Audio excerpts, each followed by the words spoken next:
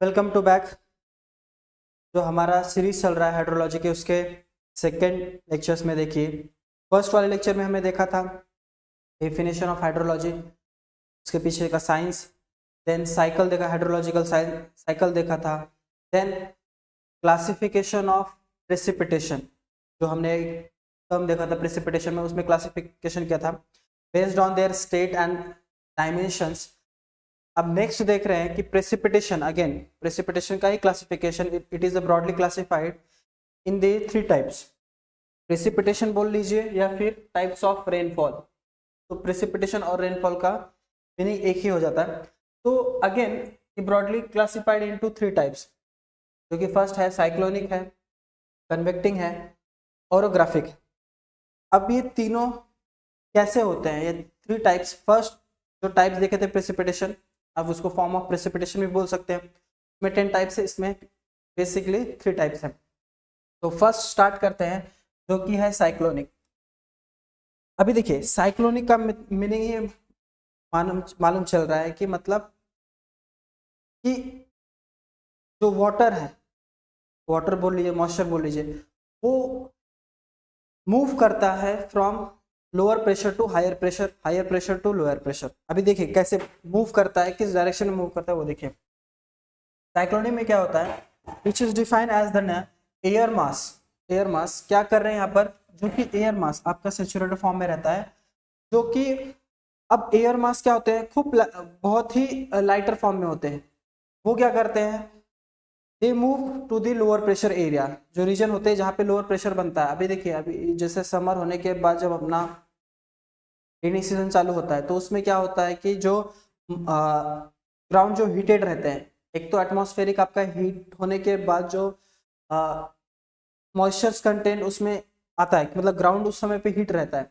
तो क्या होता है कि जो वाटर्स रहते हैं, जो वाटर स्टार्ट होते हैं वर्निकल, तो हीट होने की वजह से वो क्या होते हैं, एयर ड्रॉपलेट जो तो पहले से ही लाइटर रहते हैं, तो वो एक लोअर प्रेशर बनाता है। लोअर प्रेशर बनाने के बाद क्या होता है, air mass which travels to the lower pressure area. अब वो लोअर प्रेशर डेफिनेशन में साइक्लोनिक का क्या होता है कि मूव करना एक जगह से दूसरी जगह पे। तो जो वाटर, जो सैचुरेटेड वाटर है, वो क्या कर रहे हैं, लोअर प्रेशर की तरफ मूव कर रहे हैं। अब लोअर प्रेशर की तरफ मूव करते समय जो सराउंडिंग, जिस रीजन में जाने के बाद उनको जो क्लाइमेट फेस करना पड़ता है, वो उस क्लासिफिकेशन में हमने 2 टाइप्स लिया।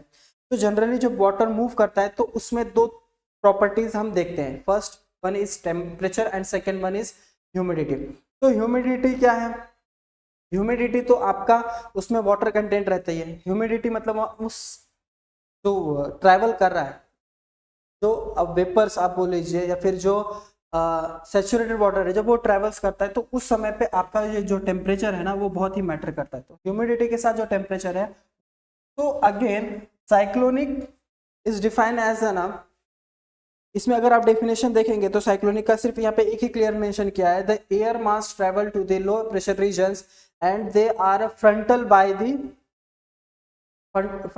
The temperature and humidity which concludes that the precipitation. अब देखिए, अब फ्रंटल बोल दिया, फ्रंटल के 2 मीनिंग आ जाते हैं। तो मतलब फ्रंटल मतलब जब एयर लोअर एयर प्रेशर से सैचुरेटेड वाटर जब मूव करता है, तो फ्रंटल उनके सामने आने वाले जो प्रेशर रहता है वो 2 रहेंगे, एक तो गर्म रहेगा, एक तो ठंडा रहेगा, क्योंकि वो रीजन में जा रहे हैं।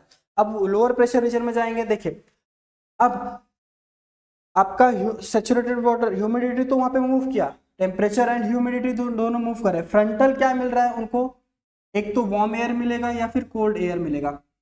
तो air mass travel to the low pressure area, they are frontal by the warm area और cold area. If they are converted from warm air to cold air, then the frontal is called as a warm frontal। तो उसे हम warm frontal बोलेंगे। तो cyclonic का जो type रहेगा तो वार्म फ्रंटल साइक्लोनिक बोलेंगे।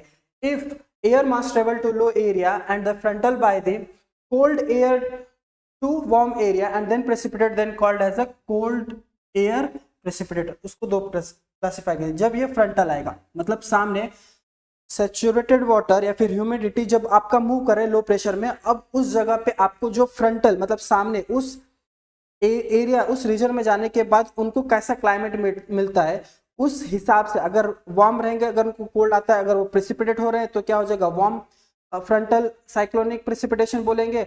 अगर वो मूव करने के बाद कोल्ड रीजन आ रहा है और कोल्ड रीजन आने के बाद वार्म एयर के कांटेक्ट वार्म कोल्ड से वार्म में कन्वर्ट होकर जब प्रेसिपिटेशन आएंगे तो उसे कोल्ड फ्रंटल साइक्लोनिक प्रेसिपिटेशन बोलेंगे। तो ये फ्रंटल हो गया जब कुछ सामने आता है। एंड देन इसमें क्या हो रहा है, वार्म एयर रहता है साथ में, उसके सामने कोल्ड आता है, कोल्ड के सामने वार्म, मतलब जब प्रेशर चेंज होंगे तो प्रेसिपिटेशन होने के चांसेस रहते हैं। In case of non frontal, अगर वहां पर आपका चेंजेस नहीं हो रहा है, देखिए प्रेशर तो बना रहेगा, एक तो वार्म रहेगा या फिर कोल्ड रहेगा, दोनों में से अगर एक स्टेडी हो जाए, स्टेडी इन द सेंस एक कांस्टेंट हो जाए, तो कैसे होगा, तो उसे नॉन फ्रंटल बोलते हैं। तो मतलब उसमें फ्रंटल सामने से है लेकिन वो चेंजेस नहीं करा रहा, तो कैसे होगा, तो इस केस में नॉन फ्रंटल के केस में क्या होता है, non frontal which it state in a warm air, stationary रहता है। इस समय में क्या होता है, गर्म हवाएं वहां पर बनी हुई रहती है। Then they moves again in a cold region, warm air stationary रहती है, तो उसके साथ जब कोल्ड रीजन आता है, अगेन फिर से बता रहा हूं, वार्म एयर स्टेशनरी, ये फिक्स होने वाला है आपका, ये जो है वो फिक्स होने वाले हैं, fix. If warm air is in stationary and they travel up to the cold region, then form the precipitation which called as a non-frontal। क्यों, क्योंकि यहाँ पे चेंजेस नहीं हो रहा, वार्म एयर कांस्टेंट है।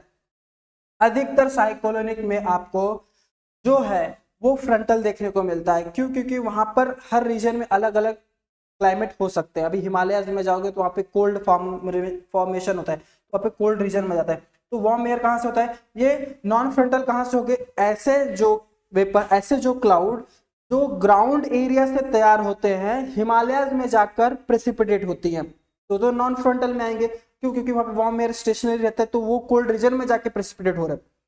और फ्रंटल क्या होता है कि वहां पर कोल्ड से, जो हिमालय से जो फॉर्म हो रहे क्लाउड, वो जाकर कहीं ग्राउंड एरिया या फिर कोल्ड एरिया, तो इसमें दोनों आते हैं, वार्म एयर और कोल्ड एयर। कोल्ड रीजन अधिकतर आपको हिमालय में मिलेंगे क्योंकि माउंटेनियर रहते हैं, आइस कैप्स रहते हैं, जिसकी वजह से आपको कोल्ड मिलते हैं। और वार्म एयर अधिकतर आपको ग्राउंड में रहते हैं, जहां पर आपको ऑब्स्टिकल या फिर एटमॉस्फेयर को ठंडा करने के लिए जगह नहीं मिलता, तो वो ग्राउंड एरिया में आते हैं। तो साइक्लोनिक का क्लियर हुआ, air mass travel to lower pressure and it contact with the frontal और non frontal, then it precipitated which comes in a cyclonic precipitation. Next है आपका कन्वेक्टिव। कन्वेक्टिव में क्या रहता है, अब कन्वेक्टिव, इसमें तो फ्रंटल आ गए, इसमें होगा। अब कन्वेक्टिव कैसे अलग है इससे, अब देखिए भाई, ये सिर्फ ग्राउंड का ही कंसिडरेशन है, ground in the sense ground region ही किया है। अब देखो कन्वेक्टिव में क्या होता है, अब बारिश होगी, उसके पहले क्या रहता है, समर रहता है, जिससे सबको पता है। तो समर में क्या रहता है, टेम्परेचर हाई रहता है। टेम्परेचर हाई रहेगा तो इसका मतलब आपका एटमॉस्फेरिक और ग्राउंड टेम्परेचर हाई रहेगा। तो इसमें क्या होता है, टेम्परेचर गेट ऑलरेडी हाइट है, आपका टेम्परेचर क्या है, हाई है। अब टेम्परेचर हाई होने से मौसम तो हाई, समर हाई, तो क्या होगा, ग्राउंड भी हाई, टेम्परेचर, ग्राउंड का टेम्परेचर भी हाई होगा। Then they are contact in a hot air, बराबर। अब वो किसके कांटेक्ट में आ रहे हैं, वो हॉट एयर के कांटेक्ट में आ रहे हैं। हॉट मतलब गर्म हवाएं, जो कि समर में देख, जस्ट जो समर रहता है उसके इसमें हॉट एयर में, तो क्या हो जाता है, वो जो आपका आपका जो वेपर्स बोल लीजिए या फिर जो होने वाला है, मतलब कन्वर्ट होने वाला है, सैचुरेटेड जो वाटर ड्रॉप, ह्यूमिडिटी बोल लीजिए, वो है हॉट एयर की वजह से क्या हो जाते हैं, लाइटर हो जाते हैं। अब लाइटर हो गए, मतलब ग्राउंड एरिया से वो लाइटर हो गए, ये बहुत ही कम देखने को मिलता है। तो मतलब आपका ग्राउंड हीट होने की वजह से हॉट एयर रहते हैं, जिससे क्या होगा, प्रेशर लो बनेगा, और प्रेशर लो होने की वजह से वो क्या भागेंगे, कोल्ड रीजन में भागेंगे, और जैसे ही वो कोल्ड रीजन के कांटेक्ट में आते हैं वैसे ही उनका प्रेसिपिटेशन होता है। तो इसका डेफिनेशन कैसे बनेगा, in a summer region the temperature get high as well as the ground level in the summer region also get high, because of it the substance get in a hot air which make it lighter, and if as they are travel in a cold region as well as it get contact with the coldness or cold region, then it get precipitated। तो इसको हम ऐसे define भी कर सकते हैं convective का। Next आते हैं ओरोग्राफिक में। ओरोग्राफिक में थोड़ा सा ध्यान दीजिएगा, ओरोग्राफिक में क्या रहता है कि यहाँ पे मॉइस्चर ब्लो करता है ओशन से। देखिए क्या होगा, ये तो हमने ग्राउंड, इसको हमने ग्राउंड का एग्जांपल दिया, अब इसमें क्या होगा, ओशंस का एग्जांपल है। तो ओशन और ग्राउंड ये तो मैदानी इलाका हो गया, अब ये क्या हो गया आपका समुद्री इलाका हो गया, और ये साइक्लोनिक का अलग होता है, ये रीजन्स माउंटेनी रीजन्स में आते हैं।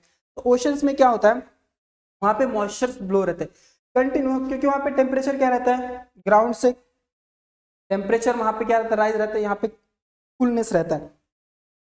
तो ओरोग्राफिक में क्या रहता है, moisture blows from the oceans, continuously क्या होते हैं वहां पे ठंडा होने की वजह से मॉइस्चर डेवलप होते हैं और दे आर दी ब्लोइंग। अब वो तो ठंडा है तो क्या होते हैं from oceans and move coastal mountain region, और वो क्या होते हैं समुद्र से निकल कर वो सीधा पहाड़ी इलाका घाट एरिया में आने की तरफ प्रेशराइज किए जाते हैं, तो माउंटेनी रेंज। अब इन दोनों के बाद अगर वो कोस्टल के मतलब हिमालयाज जिसको बोलते हैं, हिमालयाज कोस्टल रीजन में आने के बाद, माउंटेन कोस्टल रीजन आने के बाद वहां पे जो प्रेसिपिटेट हो जाते हैं उसे हम ओरोग्राफिकल प्रेसिपिटेशन बोलते हैं। तो मॉइस्चर जो blows from the oceans get moves to the coastal mountain area, that means the Himalayas region, and get it precipitation which known as a orographic precipitation। अब ये तीन के अलावा और कोई नहीं है। तो फर्स्ट वाले में क्या था, साइक्लोनिक को दो डिवाइड में किया गया, फ्रंटल और नॉन फ्रंटल, ठीक है। नेक्स्ट है आपका कन्वेक्टिंग जो कि ग्राउंड से एरिया रहता है, यहाँ पे टेम्परेचर हाई रहता है, वो कोल्ड रीजन में जाके वो क्या करते हैं प्रेसिपिटेट करते हैं। नेक्स्ट ओरोग्राफिक ओशंस रहते हैं, मॉइस्चर ऑलरेडी क्लोजिंग रहता है बट उनको क्रिस्टल चाहिए रहता है, माउंटेनिक क्रिस्टल में क्वांटिटी आने के बाद वो प्रेसिपिटेट होते हैं, that means of orographic precipitation. ये तीनों प्रेसिपिटेशन है, इसके अलावा और कोई मतलब रेनफॉल के टाइप्स नहीं है। प्रेसिपिटेशन नथिंग बट आप रेनफॉल भी बोल सकते हो, तो टाइप ऑफ रेनफॉल। अब ये मिस्टेक मत करना कि सर लास्ट टाइम आपने 10 टाइप्स ऑफ प्रेसिपिटेशन पढ़ाए थे, ये भी प्रेसिपिटेशन बोल रहे हो, तो इसको इसीलिए अलग नाम दिया कि ये रेनफॉल है, दोनों एक ही, ये based on there climatic and वो फॉर्मेशन ऑफ प्रेसिपिटेशन भी समझ सकते हो, उसका फॉर्म मतलब किस स्टेट एंड द डायमेंशन, मतलब फिजिकल डायमेंशन जो होते हैं उसका उस हिसाब से क्लासिफाई, वो क्लासिफाई स्टेट एंड डायमेंशन के हिसाब से और ये रीजन के हिसाब से, ठीक है। दोनों टाइप ऑफ प्रेसिपिटेशन ही है, इसको अलग करने के लिए टाइप ऑफ रेनफॉल बताया गया, ओके ठीक। टाइप्स ऑफ प्रेसिपिटेशन और रेनफॉल होने के बाद सबसे अहम कड़ी आती है कि मेजरमेंट कैसे किया जाए, क्योंकि देखिए कोई भी आपको आप जब भी कोई साइंस पढ़ते हो या फिर कोई लॉजी जिसको बोला है आपने मेथोडोलॉजी जो हमने स्टडी करना है, तो सबसे अहम कड़ी हो जाती है कि उसकी इस केस में जब आप इरिगेशन डिपार्टमेंट को देते हो, वाटर सप्लाई को देते हो, ड्रेनेज सिस्टम स्ट्रॉन्ग करते हैं, नेविगेशन के लिए करते हो, तो सबसे अहम हो जाता है कि मतलब उस रीजन में कितना रेनफॉल हो रहा है, फिर कितना प्रेसिपिटेशन हो रहा है, तो वो हमें फाइंड आउट करना पड़ता है। Find out in the sense हमको पता करना पड़ता है कि कैसे, तो सबसे अहम हो जाता है कि उसका मेजरमेंट लेना, कि मतलब वो कैसे मेजरमेंट किया जाता है, बराबर है ना। अगर आपको वाटर सप्लाई को देना है कि हमको अगर पुणे रीजन को अगर वाटर सप्लाई करना है तो हमारा कैचमेंट कितना होना चाहिए, हमको कितना स्टोर करना पड़ेगा वाटर, बराबर। अगर हमारे पुणे रीजन में समथिंग नंबर्स ऑफ करोड़ में अगर लोग रहते रहेंगे, 2-3 करोड़ में लोग रहेंगे, तो उनको मल्टीप्लाई बाय 135 सिर्फ कंज्यूमिंग के लिए चाहिए, वो तो डोमेस्टिक पर्पस फिर इंडस्ट्रियल पर्पस ये सब आते हैं। तो हमको कितना स्टोर करना पड़ेगा, उसके लिए हमको एक तो वो हो गया, अब प्लस हमें नेचर कितना दे रहा है, मतलब प्रेसिपिटेट हमारे रीजन में कितना हो रहा है, तो हमें पता होना चाहिए ना, तभी तो हमको कितना आ रहा है, हम कितना दे सकते हैं, वो डिफरेंस निकाल सकते हैं। तो कितना आ रहा है उसके लिए मेजरमेंट के लिए हमको कुछ इंस्ट्रूमेंट की जरूरत पड़ती है। तो टॉपिक यही है कि मेजरमेंट ऑफ प्रेसिपिटेशन। तो मेन डेफिनेशन इसका यही है कि अमाउंट ऑफ प्रेसिपिटेशन मतलब बारिश कितनी अमाउंट में, amount of precipitation is measure as a depth, बराबर। क्योंकि अभी कैसे इतना तो इंस्ट्रूमेंट नहीं कि हम पूरे पुणे में लोकेशन में डाल दें कि मतलब कितना बारिश आ रहा सब पता चल सके, तो ऐसा नहीं करते, उतना कंज्यूमर नहीं है, मतलब नहीं हो सकता, वो पॉसिबल ही नहीं है। तो उसके लिए क्या करते हैं हम, मेजर इन अ डेप्थ, एक ऐसी इकाई होती है, एक ऐसा यूनिट होता है जो कि हम उसमें मेजर करते हैं, विच इज इन सेंटीमीटर और inches, which falls on the which falls on A level of earth, या फिर लैंड भी बोल सकते हैं उसमें, मतलब विच fall on the level of earth, मतलब जमीन पर कितने अमाउंट या फिर कितने डेप्थ में प्रेसिपिटेशन हुआ, नथिंग बट दो मेजरमेंट हुआ। अब वो डेप्थ कैसे फाइंड आउट करोगे, instrument use to measure the precipitation तो हम क्या बोलेंगे, रेन गेज। गेज मतलब रीडिंग होता है, और रेन मतलब रेन का रीडिंग या फिर उसका मेजरमेंट करना क्या होता है, रेन गेज, ओके ध्यान में आया। तो इंस्ट्रूमेंट जो यूज होगा वो कौन सा होगा, rain gauge, to determine the amount of precipitation. ठीक है। अब ठीक है, हमने एक रेन गेज लिया। रेन गेज कैसा, सिलेंड्रिकल बॉटल रहेगा, ठीक है, तो छोटा ही रहेगा, ठीक है, ध्यान दीजिए, एकदम ध्यान से सुनिएगा, छोटा रहेगा। इंस्ट्रूमेंट आया, अब उसको लेकर क्या करोगे, दिन भर ऐसे लेके खड़े रहोगे क्या, खड़ा पॉसिबल तो नहीं है। उसके लिए साइट बहुत इंपॉर्टेंट है।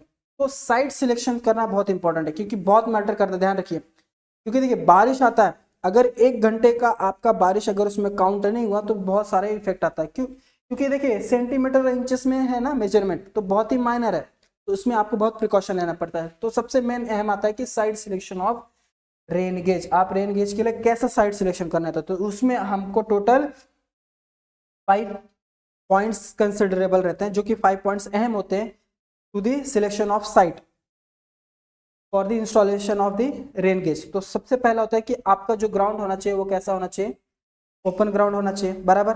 किसी बिल्डिंग के बगल में रख सकते हो क्या, नहीं, बिल्डिंग के बगल में रखोगे तो क्या होगा, सिलेंड्रिकल तो छोटा है, उसमें कितना आएगा कितना नहीं आएगा, due to the obstacle of the your structure, तो उस जगह पे नहीं रह सकते। क्या चाहिए आपका, ओपन ग्राउंड होना चाहिए। अब ओपन ग्राउंड, अब आप इमेजिनरी करो कि आप ऐसे, वो जो है रेन गेज है उसको लेकर आप कहाँ पे कर रहे हो, ओपन ग्राउंड। अब वो ओपन ग्राउंड कैसा होना चाहिए, कि मतलब क्या क्या क्राइटेरिया फुलफिल होना चाहिए, उस ओपन ग्राउंड की बताते हैं। ओपन ग्राउंड होना चाहिए, आप रेन गेज लेके गए, ओपन ग्राउंड में खड़े हो गए, ठीक है, मतलब इंस्टॉलेशन करना है। तो अब दूसरा क्या है, distance between rain gauge and object. अब ओपन ग्राउंड है तो आपसे कुछ डिस्टेंस पे, the far distance, you have to seen some obstacles और सम ऑब्जेक्ट, कुछ ना कुछ तो आपको दिखाई देगा। आप यहाँ पे खड़े हो गए तो मेरे यहाँ पे एक, यहाँ से 1-2 मीटर पे मेरा एक दीवार है, ये ऑब्स्टिकल है। आप ओपन ग्राउंड हो गए तो आपसे साधारण near about nothing but the your approximate 25-30 metres में आपको क्या, some obstacle you have seen. तो मतलब क्या होगा, उस समय पे आपको ऑब्स्टिकल दिखाएगा, सम बिल्डिंग दिखाई देंगे, या फिर कोई एक रॉक का बहुत सा बड़ा ढिगा दिखाई देगा, मिट्टी दिखाई देंगे, जो कि आपके लेवल और उस लेवल में डिफरेंस है। नथिंग बट द, आप उसको क्या बोल सकते हैं, कोई भी ऑब्जेक्ट होगा, किसी भी तरह का ऑब्जेक्ट, समझ में आया, बिल्डिंग हो गए, पहला ऑब्जेक्ट ये हो सकता है। दूसरा क्या होगा, माउंटेन एरिया का एक उसका स्टार्टा अलग से रहेगा, वो हो गए। फिर ऐसे ही मतलब कोई ना कोई obstruction, it should be 2 times height बोला, मतलब ऑब्जेक्ट का जो भी हाइट रहेगा ना, ऑब्जेक्ट का जो भी हाइट रहेगा और आपका जो डिस्टेंस बिटवीन रेन गेज, तो आप रेन गेज कितने पे लगाओगे, इसको हम 2 टाइम्स से मल्टीप्लाई कर देंगे, जितना आएगा उतने डिस्टेंस पे, उससे डिस्टेंस पे हम क्या करेंगे, गेज इंस्टॉलमेंट करेंगे। एक फॉर एग्जांपल इसकी हाइट रहेगी 15 मीटर, सपोज कोई एक ऑब्स्टिकल है 50 मीटर, तो हमको कितने पे लगाना है, 30 मीटर्स पे, ठीक है। अभी मैं इधर खड़ा, मुझे इधर लगाना है, अभी इधर 50 मीटर वाला रहेगा, ठीक है, कोई एक जगह पे और रहेगा उससे ज्यादा रहेगा, तो नियरेस्ट पॉइंट कंसिडरेशन करना, ध्यान रखना नियरेस्ट पॉइंट, ठीक है, वो ज्यादा है तो अच्छी बात है ना, कुछ नहीं, नियरेस्ट पॉइंट पे। दूसरा एक और पॉइंट है distance between rain gauge and obstacles. कोई ऑब्जेक्ट होना, ऑब्स्टिकल होना है बहुत, ऑब्जेक्ट मतलब छोटी चीजें हो सकती है, ऑब्स्टिकल मतलब जैसे बिल्डिंग आ गए, ठीक है, अभी ये 100 मीटर के रहेंगे सपोज, 170 मीटर जो भी रहेगा, तो उस समय पे आपका डिस्टेंस शुड बी 30 मीटर और ग्रेटर देन और इक्वल टू 30 मीटर। आपको उस समय पे क्या करना है, 30 मीटर का ध्यान रखना है कि हमारा कम से कम, एक तो ये निकालिए, ये भी 30 आ गए, ये भी 30 आ गए, तो हमारा जो भी रहेगा कि इस पॉइंट से, स्टेशन पॉइंट से उसके रेडिकल में 30 मीटर में किसी भी तरह का ऑब्स्टिकल नहीं होना चाहिए, ओपन ग्राउंड, ठीक है। नेक्स्ट पॉइंट बढ़ते हैं, should not be set on A side and hill top area. अभी देखिए आपको स्टेशन ऐसे बनाना है कि हिल टॉप पे नहीं बना देना है। आप बोलोगे सर 30 मीटर है ना, मैं क्या करता हूँ, एक घाट पे जाता हूँ, फिर माउंटेन एरिया में वहां पे इंस्टॉल कर देता हूँ, अभी उसके आसपास तो कुछ ही नहीं रहेगा ना, 30 क्या, मैं 100 मीटर तक आपको कुछ नहीं दिखाता हूँ, ऐसी जगह पे रखूंगा, चलेगा क्या, नहीं चलेगा। क्यों, उस स्टेशन को इफेक्ट हो सकता है due to the higher level, क्या होते हैं, विंड फोर्स ज्यादा लगते हैं, विंड फोर्स ज्यादा होने की वजह से क्या हो सकता है, वो गिर भी सकता है, ओवर टॉपिंग भी हो सकता है, कुछ भी हो सकता है, उसको मतलब नुकसान ना पहुंचे, इसीलिए टॉप एरिया और विंड प्रेशर एरिया में ज्यादा हम उसको इंस्टॉल नहीं करते। ये भी ध्यान रखो कि हिल के टॉप पे लेके जाना नहीं होता है। क्यों, क्योंकि प्रेसिपिटेशन में भी एक्यूमुलेट होना चाहिए ना, वो डेप्थ आपको एक्चुअल रीडिंग मिलना भी चाहिए। टॉप पे लेके चले गए तो कुछ फायदा नहीं है, हाँ, इसका क्यों मेन रीजन क्या है, क्योंकि टॉप पे होने की वजह से उसमें विंड प्रेशर ज्यादा लगता है, तो वो एक तरह का डैमेज पहुंच होता है। अब देखिए स्टेशन मिल गया आपको, ग्राउंड एरिया या फिर थोड़ा mountain area as compare to higher level पे आप रख सकते हो, जहाँ पे आपका विंड प्रेशर इतना एक्ट नहीं होता, डैमेज किसी प्रकार का आपके स्टेशन को ना पहुंचाता हुआ। अब फोर्थ वाला क्या बोलते हैं कि protect from wind any kind of destruction, किसी भी तरह से आपको विंड से प्रोटेक्ट करके रखना पड़ेगा, ठीक है। मतलब ये भी ध्यान रखो कि वहां पे एक तो विंड उतना लगता ही नहीं हो, ज्यादा ये कि विंड से फ्री, मतलब विंड प्रेशर से वो दूर ही रहे। तो एनी काइंड ऑफ डिस्ट्रक्शन ये भी ध्यान रखना है, प्रोटेक्ट करना है अपना।